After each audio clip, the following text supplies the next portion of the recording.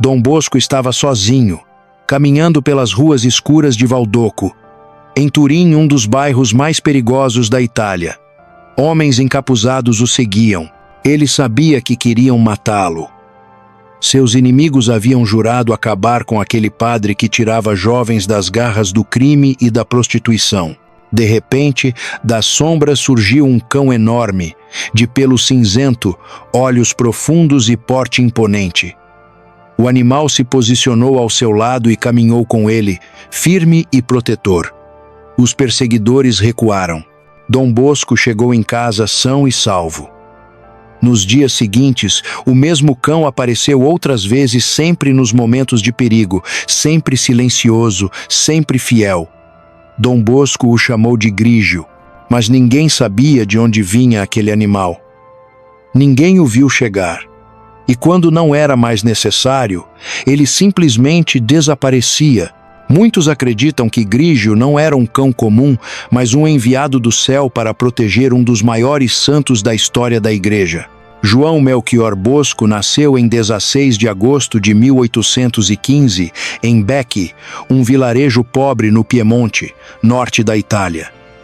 Seu pai morreu quando ele tinha apenas 2 anos. Sua mãe, Margarida, ficou viúva com 3 filhos e uma miséria de dinheiro.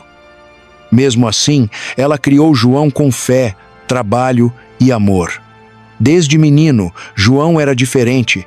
Aos 9 anos, teve um sonho que mudaria sua vida para sempre. Ele viu uma multidão de meninos pobres, sujos, brigando e blasfemando.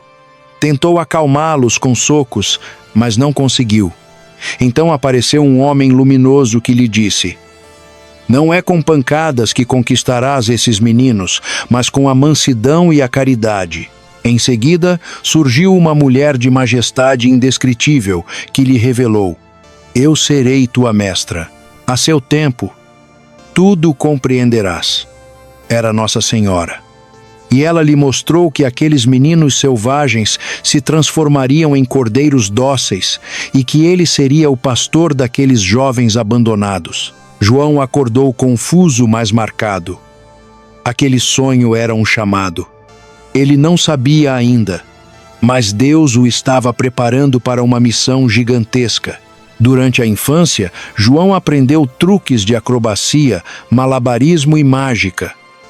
Depois de se apresentar na praça do vilarejo, reunia as crianças e repetia a homilia que havia escutado na missa.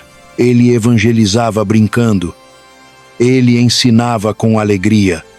Mas o caminho para o sacerdócio era difícil. Sua família não tinha dinheiro. Ele precisou trabalhar como alfaiate, sapateiro, carpinteiro, ferreiro.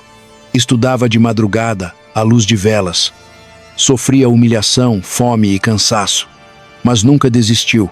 Em 1841, aos 26 anos, João Bosco foi ordenado sacerdote e logo começou a perceber a tragédia que assolava Turim.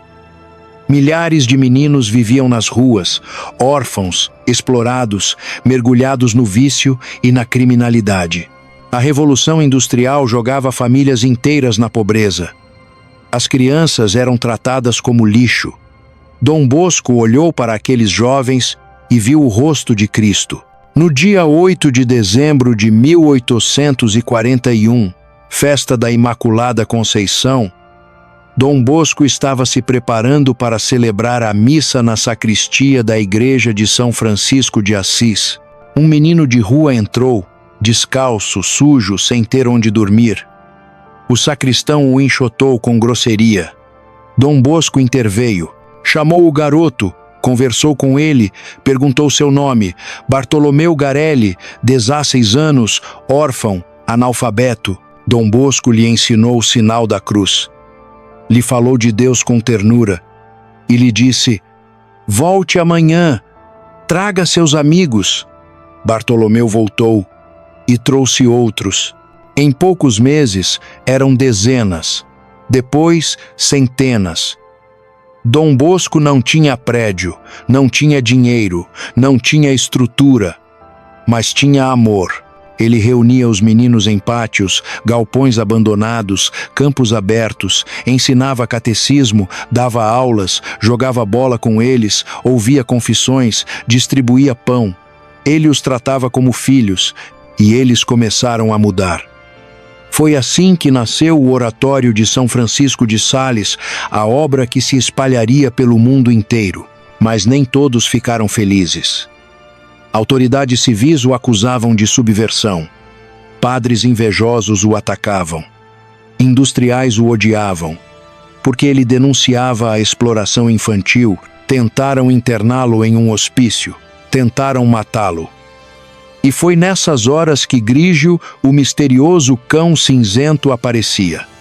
Certa vez, Dom Bosco foi emboscado por homens armados. Grígio surgiu rosnando, feroz, e os afugentou. Outra vez, quando ele caminhava à noite por uma estrada deserta, o cão o acompanhou por quilômetros até que chegasse em segurança. Testemunhas viram o animal.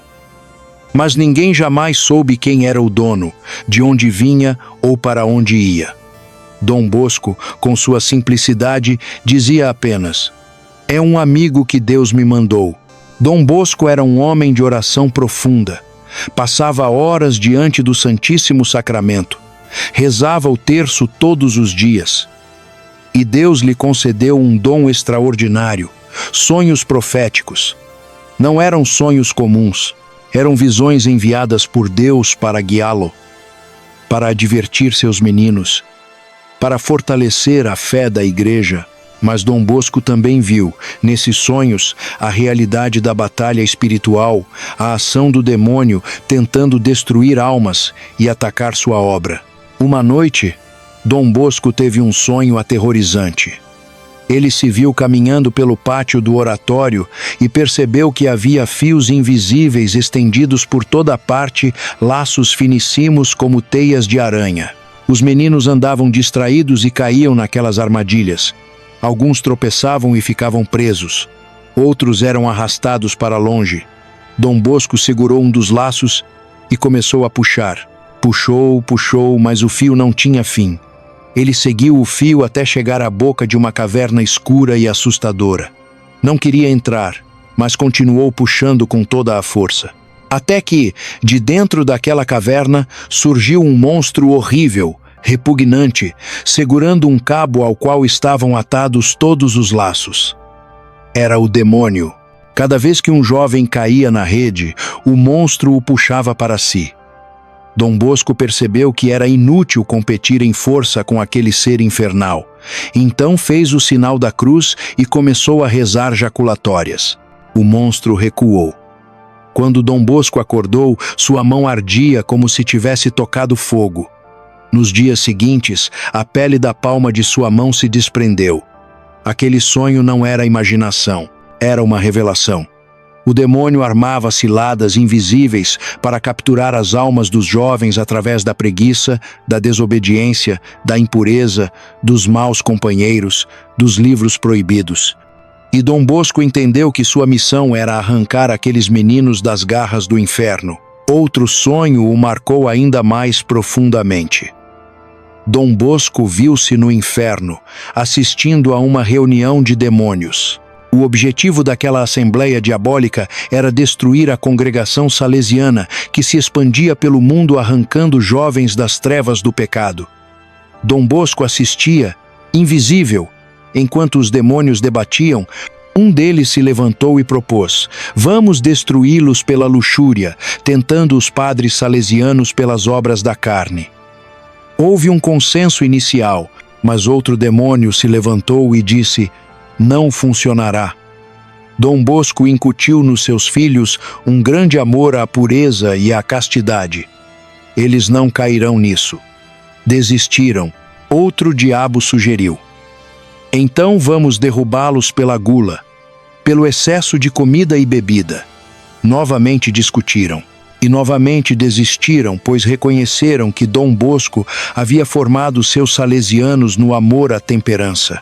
Mais um demônio se levantou: "Vamos tentá-los pela preguiça." Discutiram, mas também desistiram porque Dom Bosco ensinara seus filhos a amar o trabalho, a acordar cedo e a se deitar tarde no serviço de Deus. Quando já estavam quase desistindo, um demônio mais astuto se levantou, pôs-se no meio de todos e disse: Eu sei como derrubar os padres de Dom Bosco. Vamos tentá-los pelo orgulho. E antes que os outros pudessem reagir, Dom Bosco acordou, suado, ofegante, como se tivesse saído de uma batalha real. Ele entendeu imediatamente. A soberba seria a maior tentação para seus filhos. Afinal, até os anjos, seres de natureza elevadíssima, caíram por causa do orgulho. Na manhã seguinte, reuniu todos os seus religiosos e contou-lhes o sonho. Advertiu-os com seriedade sobre o perigo da soberba, do amor próprio, da vanglória, do desejo de aparecer e de se sentir melhor que os outros, e lhes ensinou que o inferno nada pode contra um homem verdadeiramente humilde. Em um de seus sonhos mais impressionantes, Dom Bosco viu seus meninos caminhando por uma estrada. De repente, a estrada se dividia. De um lado, flores, música, luzes, mas no fim, um abismo de fogo.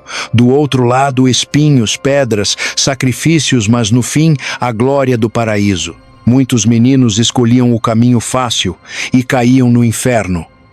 Dom Bosco acordou chorando e, desde então, redobrou seu empenho.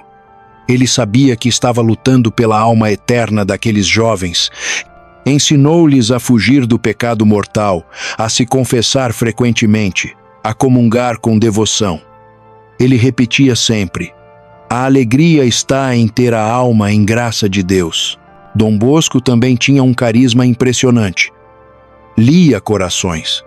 Muitas vezes, ao confessar um jovem, revelava pecados que o menino havia escondido.